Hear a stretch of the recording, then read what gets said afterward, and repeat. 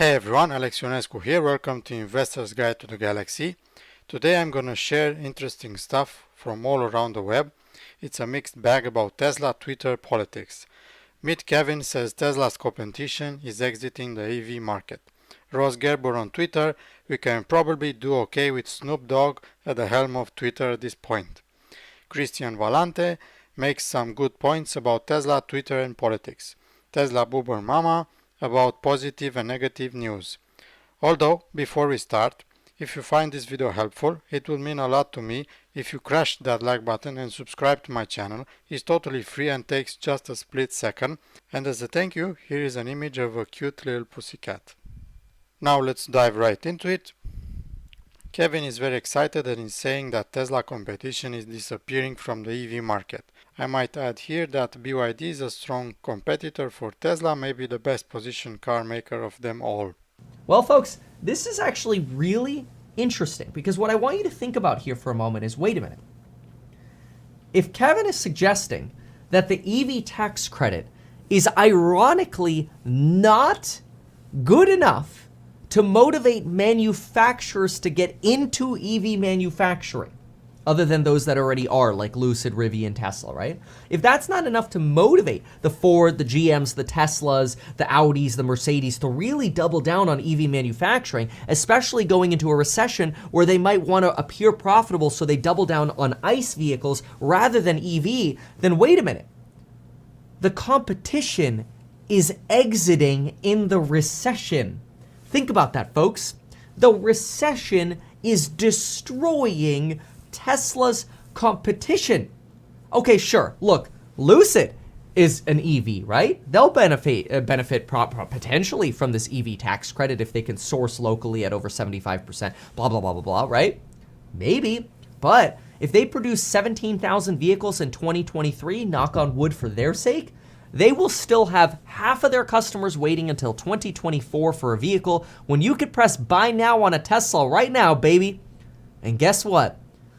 I don't know about you, but if I want something, I kind of rather have it now than wait another year. So there's a real big benefit to Tesla being able to say, hey, push the buy now button on a car and you'll have it tomorrow. People like that. People like instant gratification. Ross Gerber on Twitter, we can probably do okay with Snoop Dogg at the helm of Twitter at this point.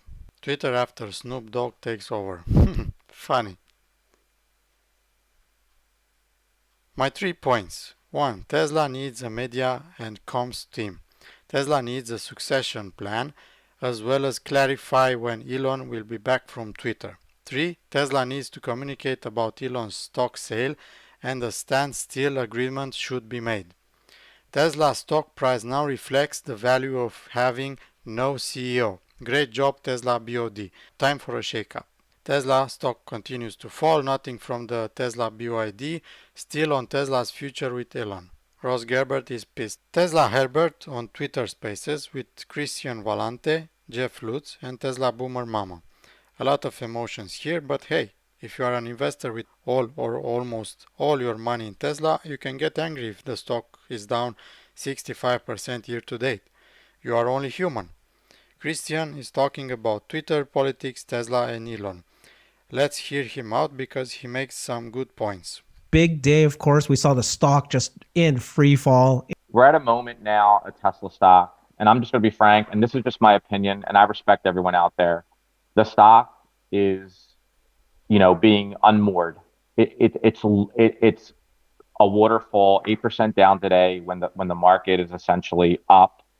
We are down 60+% when our earnings estimates are going up, right?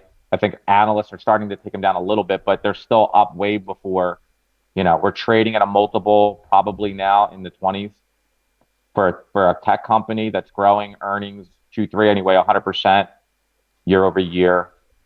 And we have Elon fighting with shareholders, supporters of the company. We have Elon talking about macroeconomics and why Tesla stock's going down and not understanding we're not sensitive to the fact that maybe it could be selling $40 billion worth of stock.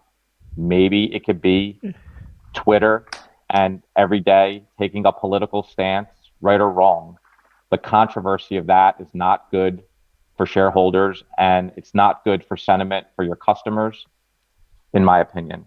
So I have no problem with Elon owning Twitter. I think he's doing a noble thing with the free speech, but I've tweeted this out a few times. I believe now he is the referee, and now he is not a participant in the action. So what I mean by that is people like Jeff and Herbert and me, we could talk about politics. Let everyone else talk about politics within reason and within the law, no problem. But it's time for Elon to allow that to occur. And as a CEO of a public company, he should not now be the face with the politics. I think he needs to step aside from that part of it and focus on the technology and focus on Tesla and start tweeting again about Tesla and the business. Because at this moment, there's a lot of people and a lot of shareholders taking a lot of pain. And there's a lot of people that believe in the company and support the company. And I'm not looking for rocket the stock. There needs to be some stabilization. We're down 60+%. What that means is you get any lower, you go 65, 70, you're going to need to go up a triple, which a triple is 200%. That may take a year or 2 or 3. So there's a lot of people that bought up at the highs. Now, I'm not saying that's right or wrong. Everyone's responsible for their own finances. But it's getting to a point where if the stock goes any lower, and you're comparing it to companies like Rivian down 70%, 80%, and Lucid, unprofitable companies that could barely make the cars. When we're growing units 50% year over year for the last few years, and even if it's 45% this year and 40% next year, I don't know, maybe it's not. We don't deserve to be down here. We are executing and we are delivering. So I'll end it on that. I'd love to hear what Jeff has to say, but I believe the board needs to step in and do something. I don't know if it's a buyback. I don't know if it's a statement, something. Christian, your attitude has changed dramatically since 15 minutes ago when we were talking one-on-one. You were animated. You were scared. Not scared, but the stock is in free fall. It's in free fall right now. Is it not? No, I'm not scared. That's the wrong word. Not scared, but your energy was fell so much. The company. You're so calm now. Well, because I don't want to be emotional about it. I want to talk normal about it. You gotta get emotion. So come on, man. I'll give you a little bit of emotion. The company is in disarray. Okay, I'm just going to say it. It is. Elon is in disarray. He is the greatest entrepreneur and innovator of our time, but he has lost focus. Taking a poll, getting the results, not liking the results, then saying there's bots when he knows there's bots before he owned it. He knows there's bots after he owned it. So someone says, hey, Elon, the poll you did about leaving Twitter, I think there's a lot of bots. And saying, you might be right. Whoa. What? Like, you didn't know there was bots participate in the poll before? Like, this is insanity. I'm just going to say it. It's insanity what's going on right now. Okay? Point blank. And it needs to change, and it needs to change fast because the stock is getting discombobulated from reality, and long-term investors that support the company don't want to give their shares to people who don't believe in the company at 80% lower levels because we have someone doing this, causing this reaction. And there could be a lot of emotion wrapped up in this. It depends how you approach it. I think let's be fact-based. Anybody who has bought the stock and holds it for the last 25 months is down. So anybody who's bought a share in the last 25 or so months is down if they're holding the stock. And that's hurting, that'll hurt a lot of people. Everybody's responsible for their own, their own stock accounts and how to manage it. But I'd love to think about, like, there is this waterfall effect, but kind of what stops it? Are there things out there that can kind of like slow it? And what are those things?